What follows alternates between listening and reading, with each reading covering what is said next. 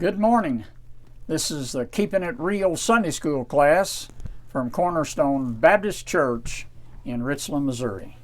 I'm Dr. Max Thornsberry, and I'm the teacher, and my wife Brenda will be reading the scriptures this morning out of the Authorized Version, the original King James Version of the Bible. This is Sanctity of Life Sunday in Southern Baptist churches. And we're going to be looking at some verses today that address that issue. I could go back in the Old Testament and read for you dozens of verses from Hosea, Malachi, on and on, about how God wants to protect the innocent, that He is really upset with Judah because they are not providing for those that can't provide for themselves.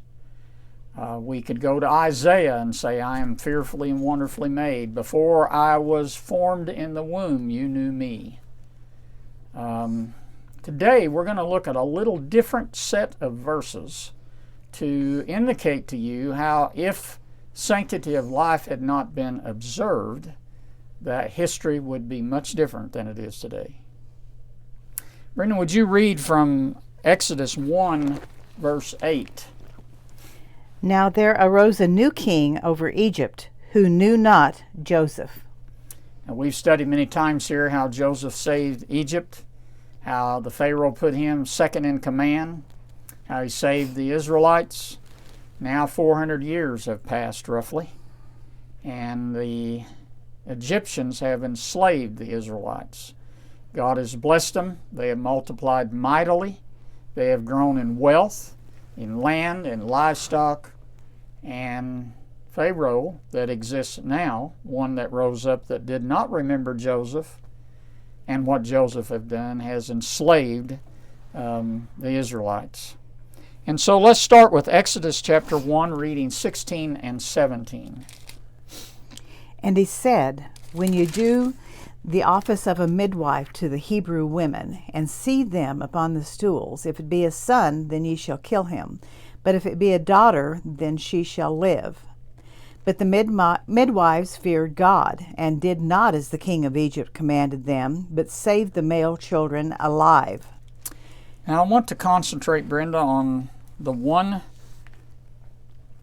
word, but the midwives feared God. What does feared God mean? Well, I think it has kind of a double meaning. They respected, they revered, they recognized God's power. At the same time, they didn't want to go against God's rules because chastisement would come. Yeah, and punishment for those that rebel against God can be quite significant. Mm-hmm. We see it in the Bible over and over. Turn over, Brenda, if you would, to the book of Romans. And I want you to go to chapter 3. And Paul is writing this to the Romans. He is quoting a number of verses. He's quoting verses out of Psalms 14, out of Psalms 5, out of Psalms 10, and out of Isaiah. But what I want you to really concentrate on is verse 10 through 18, Romans chapter 3. As it is written, there is none righteous, no, not one. There is none that understandeth, there is none that seeketh after God. They are all gone out of the way, they are together become unprofitable. There is none that doeth good, no, not one. Their throat is an open sepulchre, with their tongues they have used deceit. The poison of asps is under their lips, whose mouth is full of cursing and bitterness. Their feet are swift to shed blood. Destruction and misery are in their ways, and the way of peace they have not known. There is no fear of God before their eyes. Now, there are a lot of people, Brenda, that have no fear of God. They have no fear of the consequences after they die. They don't have any fear of the consequences while they're still alive. No, it's fact. King David wrote, "It appears to me like the unrighteous are prospering." Mm-hmm. It seems like God is quiet and allows things to happen that are engineered and brought about by people that have no fear of God. Mm-hmm. Abortion is one of those. Yes. But when we talk about sanctity of life, we're also talking about sanctity for those that cannot care for themselves, people that are mentally handicapped, people that are physically handicapped, widows, orphans. The importance that God places on these people in His Word, it really can't be measured. It's every book of the Bible, He has something to say about it. How disappointed He is that they are not following Him and doing what He has to do. He is a God of those who are in need. I think our lesson last week said that He numbers us like we number our sheep. He knows us. He understands us. He numbers the stars, and He numbers those that serve Him, that are His. So this fear of God is a very significant thing. It motivated these midwives not to slaughter these newborn baby boy children. Now, midwife would be like an OBGYN today that we would think of. They were trained. They administered to the woman, cut the umbilical cord, washed the child, wrapped him in swaddling clothes, all the things that they did. They're a multitude, you know. Birth, a human birth is just an awful, awful thing. No, it's not. Oh, it is. I never saw anything so awful in all my life. And, you know, after you deliver the baby, you got to deliver the placenta. My goodness gracious. Men, don't ever go in there. Don't ever go in there. I'm just telling you from experience. Ask me how I know. Brenda, turn to Proverbs 16 and read verse 6, please. I didn't give you that one, but it should be pretty easy to find.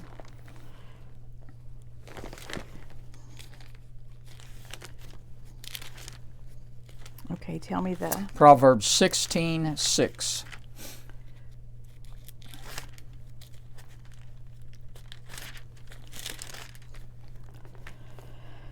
By mercy and truth iniquity is purged, and by the fear of the Lord men depart from evil. But so many people have no fear of God, and they continue to commit evil. There will be a reckoning. Oh, yes. Vengeance is mine, saith the Lord. There will be a reckoning. This is serious business. Yes. When you harm the innocent. Let's read on in Exodus 1, Brenda, and read verse 22 in the first chapter, verse 22, and then skip down, I think it ends there, and then read the first 3 chapters of chapter 2. First 3 verses of chapter 2. And Pharaoh charged all his people, saying, Every son that is born ye shall cast into the river, and every daughter ye shall save alive. And there went a man of the house of Levi, and took to wife a daughter of Levi. And the woman conceived and bore a son. When she saw him that he was a beautiful child, she hid him 3 months. And when she could no longer hide him, she took him for an ark of bulrushes, and daubed it with slime and with pitch, and put the child therein, and she laid it in the flags by the river's bank. Did you know the lily of the valley is a flag? Oh, okay. Where is Well, it that doesn't in? say that Oh. right there, but I'm just explaining to you. You know what a flag is. Sure. Irises, we call them. Well, these probably weren't irises. They could well have been. They're something like, you know, papyrus or cattails or cane or something growing on the river. And she has devised for herself an ark. Well, an ark is a squared up kind of a Little boat. yeah, little boat. And she basket. took tar and slime and other stuff and made this thing out of the bulrushes, and she put the baby in there during the daytime, and then they would sneak the baby out at night. You're going to see here that Pharaoh did not fear God. He has said, well, the midwives lied to him. You know that, don't they? The midwives lied sure. to him. He come to him and said, how come you're not killing these little boy babies? And they said, well, by the time we get there, she's already had the baby. We don't have any chance to kill the baby. They had a righteous lie. There is a righteous lie. And Corrie ten Boom explains that very significantly in her book, The Nazis Come. Do you have any Jews hiding in your house? No, absolutely not. Righteous lie. And that's what the midwives did. They lied to Pharaoh. And so now Pharaoh says, well, if you come across a man-child after they've already been born, I want him thrown in the river. Yeah. What a guy. What a guy. No fear of God in him. None at all. No fear of God. All right, let's continue to read. Well, I hate to keep doing this to you. I've got another verse I'd like to read. Hebrews 11:23. I didn't prepare you for it, but it's the Apostle Paul writing concerning this particular point in history. Hebrews 11:23. By faith, Moses, when he was born, was hidden 3 months by his parents because they saw he was a beautiful child, and they were not afraid of the king's commandment. So are we supposed to obey governmental authority when what they are asking us to obey goes against the word or will of God? Absolutely not. Zero. What did Peter and John tell the Sanhedrin? We're going to obey God rather than men. Mm-hmm. And that's a prime indication of it. Governmental authority is something that has to be, I think the Bible has a lot to say about the magistrates. You have to assess what they are asking you to do if it's legal from a biblical standpoint. If it's not, you ignore it. You don't do it. You disobey, regardless of what the law says. Exodus 2:4-10. And his sister stood afar off to see what would be done to him. And the daughter of Pharaoh came down to wash herself at the river, and her maidens walked along by the river's side. And when she saw the ark among the flags, she sent her maid to fetch it. And when she had opened it, she saw the child, and behold, the babe wept. And she had compassion on him, and said, This is one of the Hebrews' children. Then said his sister to Pharaoh's daughter, Shall I go and call to thee a nurse of the Hebrew women, that she may nurse the child for thee? And Pharaoh's daughter said unto her, Go. And the maid went and called the child's mother. And Pharaoh's daughter said unto her, Take this child away, and nurse it for me, and I will give thee thy wages. And the woman took the child and nursed him. And the child grew, and she brought him unto Pharaoh's daughter, and he became her son. And she called his name Moses, and she said, Because I drew him out of the water. Well, that is a fascinating story. Yeah, You've got to watch the Ten Commandments movie from the 50s to really get a comprehensive understanding. This Moses, the most educated man in the Bible, literally, raised up to be Pharaoh, educated in mathematics, engineering, science, chemistry, everything there was in their universities there, he got it. He's the most educated man in the Bible. He's far beyond a PhD. Then you have the Apostle Paul, who had a PhD in the law. It's just phenomenal when you look at this. Moses would have been killed, and yet he was saved to become the next Pharaoh. Now, had he not got in a fight with one of the overseers and murdered him, he would have been Pharaoh. That's when he escaped, went into Moab, and in the land of Midian and Moab, and married Jethro's daughter, became a shepherd until the burning of the bush event occurred. Do you realize that God has prepared him, and God had a plan for him before he was ever born? This is the man that can go before Pharaoh. He's Pharaoh's brother. Yeah. He can walk right up there and speak to him face to face.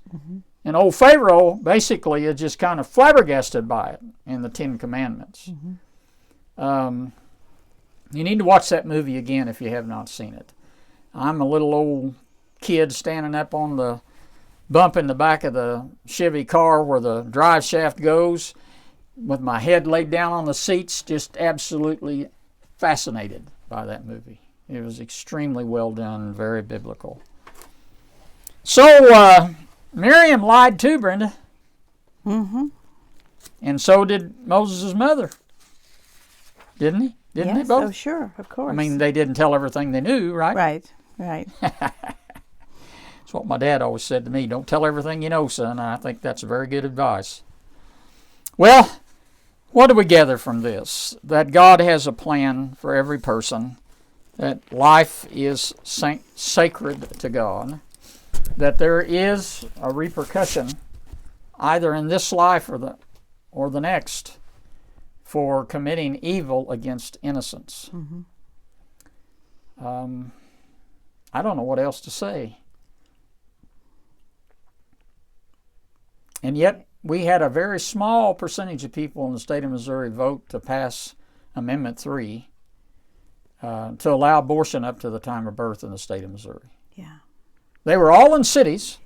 None of them were out in the country. No. Columbia.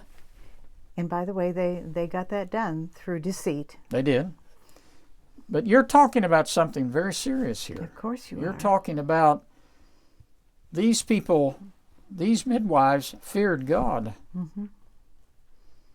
When there is no fear of God, consequences can be very significant. Now, can you scare people into doing what they should do? Well, the Bible says we're to fear God. You might do it simply because you might fear the consequences. You know, when I was a kid, there are things I didn't do because I feared the consequences. Mm-hmm. Other kids were doing them. Well, you're not so-and-so's kid. Yeah. You're my kid. And I feared the consequences. Mm-hmm. People have no fear of God. They don't fear the consequences. No. They have no respect for life, no respect for innocent life, no respect for those who cannot take care of themselves. That is not biblical. And on this Sanctity of Life Sunday, let us remember that God chose Moses to deliver the Israelite people, to give us the law, to record the law and the Ten Commandments. And Moses, most significant person, most significant in the history of the world, could have simply been tossed into the river to the crocodiles had they obeyed Pharaoh's command. Obey God rather than men. See you next week.